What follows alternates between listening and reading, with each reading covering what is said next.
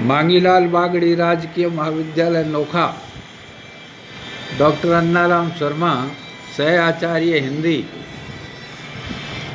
MA उत्तरार्ध भाषा विज्ञान। विद्यार्थियों, पिछले व्याख्यान में आपने भाषा विज्ञान की परिभाषा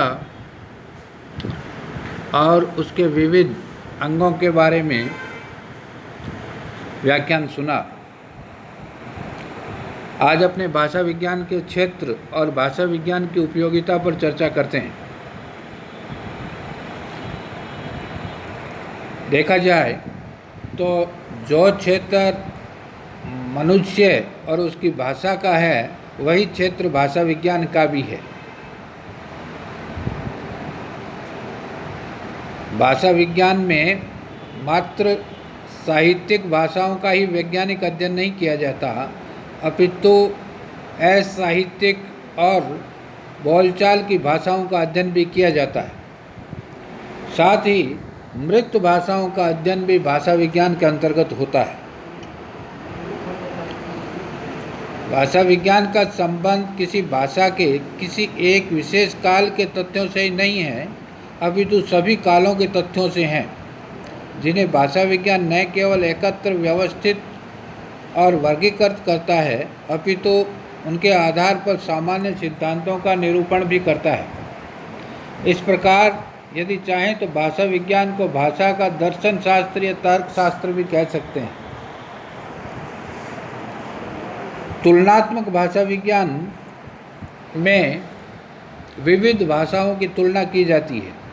इसमें ध्वनियों के उच्चारण, उनसे बने अक्षरों, अक्षरों से बने सब पदों और उनसे बने वाक्यों की रचना का अनेक प्रकार से विवेचन किया जाता है।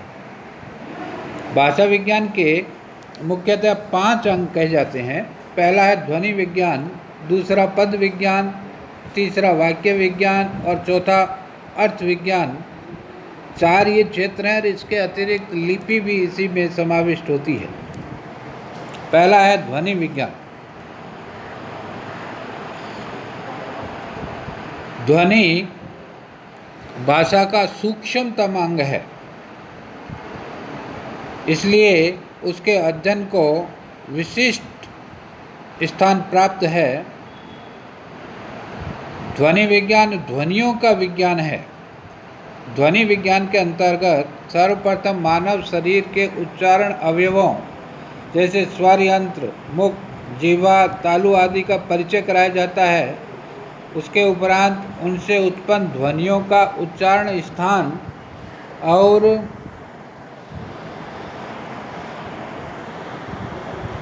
उच्चारण प्रयत्न की दृष्टि से वर्गीकृत किया जाता है। पुनः कालक्रम से उन ध्वनियों में कब कब किस किस प्रकार से विकार हुए, उन विकारों को कारणों सहित प्रस्तुत किया जाता है। दूसरा विज्ञान है पद विज्ञान। ध्वनियों को मिलाकर शब्द या पद बनाए जाते हैं। अतः ध्वनियों के अध्ययन के उपरांत भाषा विज्ञान में द्वितीय स्थान पद विज्ञान का है। पद रचना या पदों के निर्माण, उनके विविध भेद जैसे संज्ञा, सर्वनाम, क्रिया, अन्वय आदि, पदांश अर्थात पद के अर्थ सूचक और संबंध सूचक अंश जैसे धातु, प्रत्यय, उपसर्ग आदि का विचार पद विज्ञान में किया जाता है। तीसरा जो अंग है वह है वाक्य विज्ञान। जिस प्रकार ध्वनियों से पद बनते हैं, उसी प्रकार पदों से वाक्य बनते हैं। वाक्य विज्ञान के अंतर्गत वाक्य किस प्रकार बनते हैं, वाक्य कितने प्रकार के होते हैं, इन सब चीज़ों का ऐतिहासिक व तुलनात्मक दृष्टि से अध्ययन किया जाता है। चौथा है अर्थ विज्ञान। ध्वनि, पद और वाक्य भाषा का शरीर है और अर्थ भाषा की आत्मा है। अर्थ पर अध्ययन करते समय शब्दों या पदों के अर्थों के निर्धारण कालक्रम में उनमें हुए परिवर्तन और उन परिवर्तनों के कारणों पर विशेष रूप से अध्ययन किया जाता है। भाषा विज्ञान में कोश विज्ञान भी सम्मिलित होता है। किसी भाषा में प्रयुक्त समस्त अर्थयुक्त तत्वों को वर्णानुक्रम में सूचीबद्ध करना ही उस भाषा का कोश बनाना कहा जाता है। प्राचीन भारतीय आर्य भाषा का वैदिक भाषा से संबंधित कोश निघंटु कोशों का प्राचीनतम उदाहरण है। भाषा में प्रयुक्त शब्दों की व्युत्पत्ति, शब्दों के अर्थ का निर्धारण और कोश निर्धारण की पद्धति कोश विज्ञान का ही विषय है। इसके अतिरिक्त भाषिक भूगोल का अध्ययन भी भाषा विज्ञान में होता है। भौगोलिक क्षेत्र विस्तार की दृष्टि से किसी क्षेत्र विशेष की कौन सी बोली है, उसमें कितनी उपबोलियां हैं, वे कहाँ कहाँ प्रयुक्त होती है, भाषाओं की सीमा का निर्धारण कैसे होता है, इन सब चीज़ों का अध्ययन हम आर्थिक भूगोल में करते हैं। इसके अतिरिक्त लिपि का अध्ययन भी भाषा विज्ञान में किया जाता है।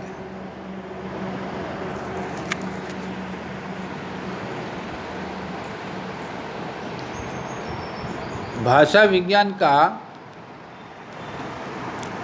क्षेत्र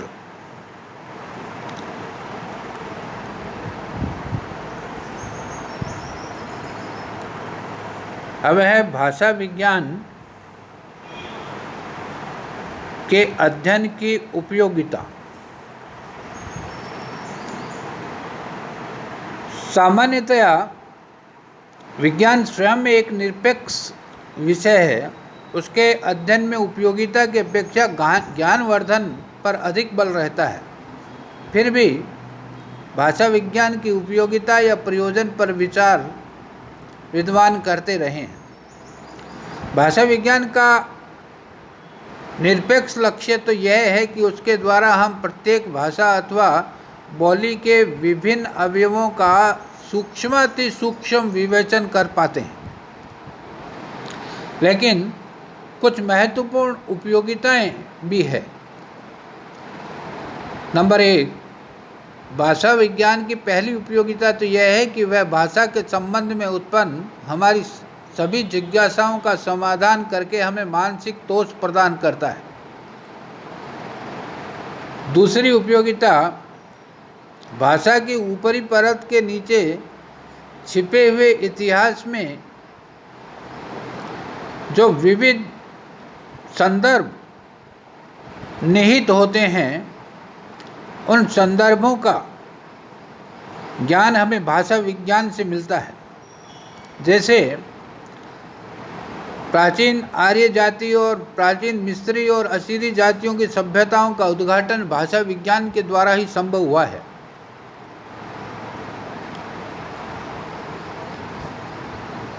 भाषा विज्ञान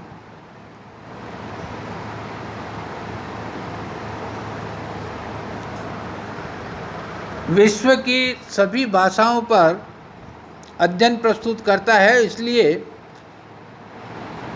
अपने से भिन्न व्यक्ति, समाज और देश के संबंध में यदि कोई व्यक्ति जानना चाहता है तो उसके लिए भाषा विज्ञान अत्यंत उपयोगी सिद्ध होता है। विभिन्न भाषाओं का अध्ययन न केवल ज्ञानार्जन की दृष्टि से उपयोगी है, अपितु इससे भिन्न भिन्न जातियों और देशों के विषय में मनुष्य का दृष्टिकोण उदार बनता है। प्रकारांतर से विश्व बंधुत्व और विश्व मैत्री की भावना इससे प्रबल होती है। भाषा विज्ञान से हमें प्राचीन ग्रंथों के पाठ संशोधन एवं अर्थ ग्रहण में सहायता मिलती है। इस प्रकार भाषा विज्ञान मनुष्य के ज्ञानार्जन की दृष्टि से ही नहीं, अपितु सामान्य जीवन जीने की दृष्टि से भी उपयोगी विषय है। इस विषय का ज्ञान की अन्य शाखाओं से भी बहुत प्रगाढ़ संबंध है। ज्ञान की अन्य शाखाओं में जिससे भाषा विज्ञान का संबंध है, व्याकरण महत्वपूर्ण है। व्याकरण और भाषा विज्ञान दोनों ही शब्द के शास्त्र हैं। दोनों का संबंध भाषा से है, इसलिए दोनों का घनिष्ठ संबंध है। प्रारंभ में इसको तुलनात्मक व्याकरण भी कहते थे और वर्णनात्मक भाषा विज्ञान तो व्याकरण का ही दूसरा नाम है। किंतु व्याकरण और भाषा विज्ञान में काफ़ी भिन्नता भी है। भाषा विज्ञान अंगी है और व्याकरण उसका अंग है। व्याकरण का संबंध शब्द की व्यावृत्ति या कहें कि शब्द के अर्थ सूचक अंग और संबंध सूचक अंग का विच्छेद करने के पश्चात बनी आकृति से है। विशिष्ट ज्ञान कराने के कारण वह विज्ञान ही है। व्याकरण भाषा में प्रयुक्त शब्दों की साधुता असाधुता पर विचार करता है। शुद्ध शब्द क्या है इसका उत्तर देता है, किंतु वे रूप कैसे बने, कहाँ से आए, कब आए, क्यों आए, इन प्रश्नों का समाधान भाषा विज्ञान से मिलता है। जैसे संस्कृत में नकारांत करिण शब्द का तृतीय विभक्ति के एक वचन में करिणा रूप बनता है, किंतु इकारांत हरि शब्द से हरिणा क्यों बना, इसका उत्तर भाषा विज्ञान ही देता है। वो बताता है कि मानव का स्वभाव है कि वह हर एक वस्तु की तुलना दूसरी वस्तु से करता है। इसी कारण करिणा के सादृश्य पर हरिणा शब्द का प्रयोग होने लगा। व्याकरण में वर्णन की प्रधानता रहती है, किंतु भाषा विज्ञान में व्याख्या एवं विश्लेषण की। इस प्रकार भाषा विज्ञान अंगी है और व्याकरण उसका अंग मात्र है। व्याकरण काल विशिष्ट एवं देश विशिष्ट होता है, जबकि भाषा विज्ञान सार्वकालिक एवं सार्वदेशिक होता है। व्याकरण प्रत्येक भाषा का पृथक पृथक होता है, जबकि भाषा विज्ञान सभी भाषाओं का समान ही होता है। इसलिए भाषा विज्ञान को व्याकरण का व्याकरण भी कहा जाता है। दोनों में एक अंतर यह भी कि व्याकरण रूढ़िवादी होता है, उसमें परिवर्तन की गुंजाइश नहीं होती, जबकि भाषा विज्ञान प्रगतिवादी है। वह शब्दों के प्रचलित स्वरूप को ग्रहण करता है। व्याकरण का संबंध केवल विशिष्ट और साहित्यिक भाषा से होता है, किंतु भाषा विज्ञान का संबंध असभ्य और जंगली मनुष्यों की बोली से भी होता है। इस प्रकार कई अंतर हैं दोनों में, लेकिन इसके बावजूद भाषा विज्ञान और व्याकरण एक दूसरे से घनिष्ठ रूप से संबंधित हैं और दोनों एक दूसरे को सामग्री का आदान प्रदान करते हैं। ज्ञान की दूसरी शाखा है साहित्य। भाषा विज्ञान का साहित्य से भी बहुत गहरा संबंध है। यद्यपि एक विज्ञान है और दूसरा कला, किंतु दोनों में गूढ़ संबंध है और दोनों एक दूसरे के उपकारी भी है। भाषाओं के प्राचीन रूपों को सुरक्षित रखकर साहित्य भाषा विज्ञान के लिए अध्ययन सामग्री उपलब्ध कराता है। इसी प्रकार साहित्य भाषा विज्ञान के लिए कोशागार का कार्य करता है, परंतु भाषा विज्ञान का तो जन्म ही संस्कृत, ग्रीक, लैटिन आदि के प्राचीन साहित्यों के तुलनात्मक अध्ययन से हुआ है। यदि संस्कृत, पाली, प्राकृत और अभ्रंश भाषाओं का साहित्य न होता तो किसी भी प्रकार आधुनिक भारतीय आर्य भाषाओं के विकास की रूपरेखा हमें ज्ञात नहीं हो पाती। इसलिए साहित्य के सहारे ही भाषा विज्ञानियों को मूल भारोपीय भाषा या भाषा के मूल में पहुंचने का मार्ग मिलता है। दूसरी ओर भाषा विज्ञान की सहायता से प्राचीन साहित्य का ठीक अर्थ उद्घाटित किया जा सकता है। भाषा विज्ञान के पढ़ने से ही हमें पता चलता है कि प्राचीन वैदिक साहित्य में असुर शब्द का अर्थ प्राणवन, अशुधन रह है, किंतु बाद के संस्कृत साहित्य में वह राक्षस या दानव धनसुर का वाचक बन गया। इस अर्थ परिवर्तन का कारण भाषा विज्ञान ही बतलाता है। इस प्रकार भाषा विज्ञान और साहित्य परस्पर पूरक है। भाषा विज्ञान और दर्शन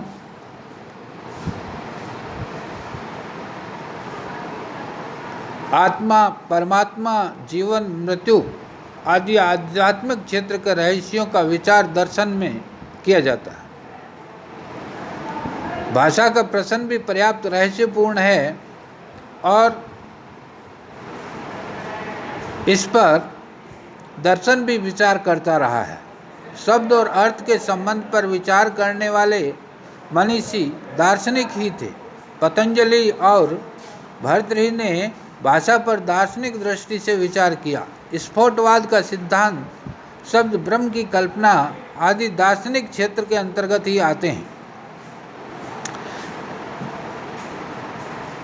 भाषा के संबंध में जो अनेक जिज्ञासाएं मानव मस्तिष्क में उठती है, उनका समाधान भाषा विज्ञान के द्वारा तो होता ही है, वे सब दर्शन के अंतर्गत भी आती है। भारत ही नहीं, पश्चिम के देशों में भी भाषा पर विचार करने वाले सर्वाधिक विचारक दार्शनिक ही थे। प्लेटो, अरस्तु ने शब्द और अर्थ के संबंध पर पर्याप्त कार्य किया है। ज्ञान की शाखा है मनोविज्ञान। भाषा विज्ञान और मनोविज्ञान दोनों विज्ञान हैं। एक में भाषा का अध्ययन होता है तो दूसरे में मनुष्य के मन का। भाषा और मन परस्पर संबंधित है। मन की प्रेरणा से ही भाषा प्रस्फुटित होती है, इसलिए इनसे संबंधित विज्ञानों का परस्पर संबंधित होना स्वाभाविक है। भाषा मनुष्य के भावों और विचारों की वाहक है। मनुष्य के भावों और विचारों का भाषा पर अत्यधिक प्रभाव पड़ता है। भाषा विज्ञान के अंतर्गत शब्दों का अर्थ परिवर्तन और ध्वनि परिवर्तन आदि कई समस्याओं का समाधान मनोविज्ञान के सहारे खोजा जाता है। भाषाओं के आदिम रूप को समझने में असभ्य और अविकसित जातियों की बोलियों का अध्ययन उपयोगी सिद्ध होता है। इसी प्रकार बच्चों द्वारा भाषा सीखने के प्रयत्नों का आदि मानव द्वारा भाषा विकास की दिशा में किए गए प्रयत्नों का भाषा विज्ञान से अनुमान लगाया जा सकता है। मनुष्य का स्वभाव है कि वह थोड़े प्रयत्न में ही अधिक कार्य कर लेना चाहता है। इस प्रवृत्ति को प्रयत्न लाघव कहते हैं। शब्दों में ध्वनियों के परिवर्तन में इस प्रयत्न लाघव का बहुत बड़ा हाथ रहता है। इसी कारण उपाध्याय, बंदोपाध्याय और अभ्यंतर शब्द झा, बनर्जी और भीतर जैसे लघु शब्दों में सिमट गए। अर्थ परिवर्तन भी मनुष्य के मनोविज्ञान के कारण संभव होता है। जैसे स्वर्गवासी होने का अर्थ है मरना और दुकान बढ़ाने का अर्थ है दुकान बंद करना। इसलिए मनुष्य ने अमंगल सूचक शब्दों से बचते हुए इन नए शब्दों का आविष्कार किया। दूसरी ओर भाषा विज्ञान भी मनोविज्ञान के अध्ययन में सहायक होता है।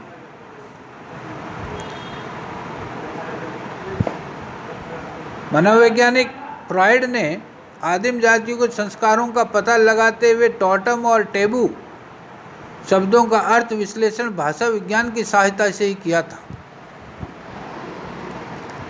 ज्ञान की एक शाखा है इतिहास। इतिहास और भाषा विज्ञान का परस्पर पूरकता का संबंध है। पद विकास, ध्वनि विकास, अर्थ विकास आदि को पूर्णतः हृदयंगम करने के लिए इतिहास की आवश्यकता होती है।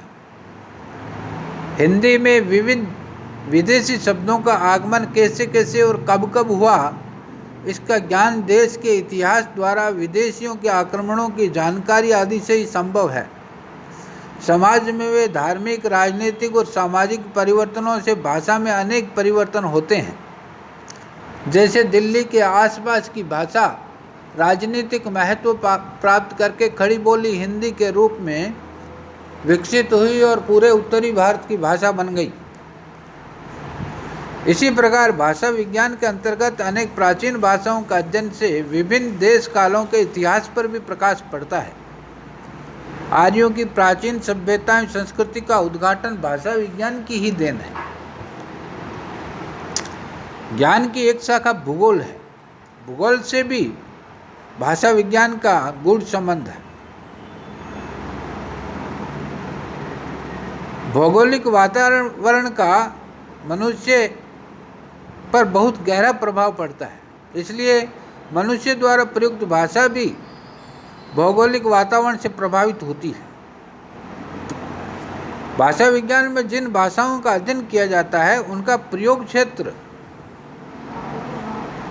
निर्धारित करने में भूगोल से सहायता मिलती है। भाषाओं में होने वाले परिवर्तन की गति को भूगोल का ज्ञान प्राप्त किए बिना समझना कठिन है, क्योंकि जिस प्रदेश में आवागमन की सुविधाएं अधिक है तथा भौतिक बाधाएं कम है, वहाँ की भाषा में परिवर्तन अपेक्षाकृत अधिक तीव्रता से होता है। इसके विपरीत घने वनों वाले क्षेत्र में, दुर्गम पहाड़ियों के क्षेत्र में बहुत कम परिवर्तन देखने को मिलता है। शब्दों के अर्थ और ध्वनि परिवर्तन पर भी भौगोलिक प्रभाव पड़ता है। जैसे वैदिक काल में उष्ट्र शब्द का अर्थ जंगली भैंसा था। तत्कालीन आर्य परिवेश में वही सबसे उपयोगी पशु था। अतः जब आर्य फारस की दिशा में बढ़े तो वहाँ उन्होंने सबसे बड़े और उपयोगी पशु ऊंट को ही उष्ट्र कहना प्रारंभ कर दिया।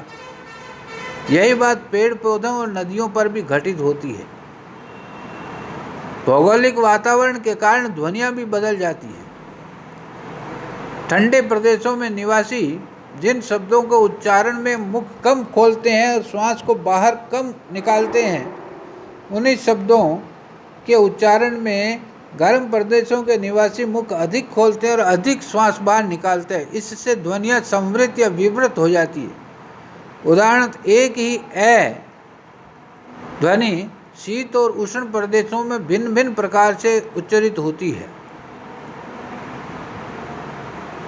भाषा विज्ञान भूगोल की भी काफ़ी सहायता करता है। भिन्न भिन्न भाषाओं के में प्राचीन नदियों, पर्वतों आदि के नामों का ज्ञान और तुलनात्मक अध्ययन से भूगोल के अध्ययन को एक नई दिशा प्राप्त होती है और एक भाषा भूगोल करके एक पूरा विषय ही इस दिशा में निर्मित हो गया है। भाषा विज्ञान और समाज विज्ञान, ये दोनों ही विज्ञान समाज सापेक्ष हैं।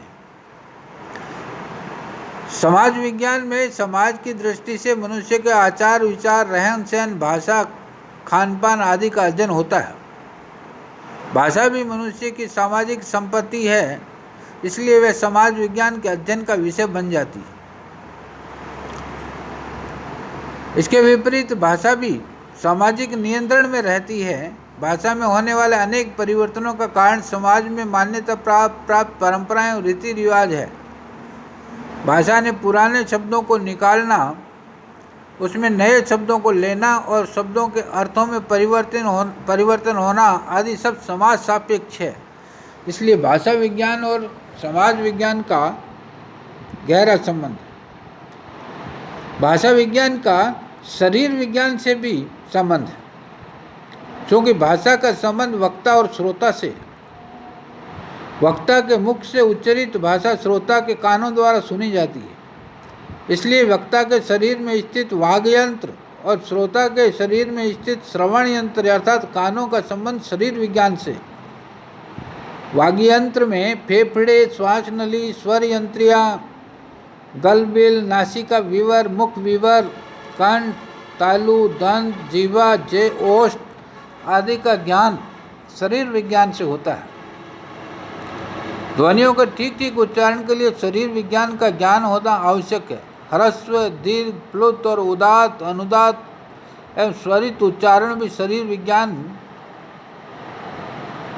के बिना संभव नहीं है। इसलिए दोनों का सापेक्ष संबंध है। भाषा विज्ञान का मानव विज्ञान से भी संबंध है, क्योंकि मानव विज्ञान या नेतृत्व शास्त्र मनुष्य जाति की उत्पत्ति से संबंधित है, इसलिए भाषा के प्रारंभिक रूप पर नृतत्व विज्ञान या मानव विज्ञान की दृष्टि से अध्ययन किया जाता है। इस प्रकार भाषा विज्ञान का ज्ञान की अन्य शाखाओं के साथ पूरकता का संबंध है। इतिहास, भूगोल, साहित्य इसकी अध्ययन सामग्री होती है। दूसरी ओर भाषा विज्ञान इन विषयों के नए नए द्वार खोलता है, इनके अध्ययन में सहायता प्रदान करता है।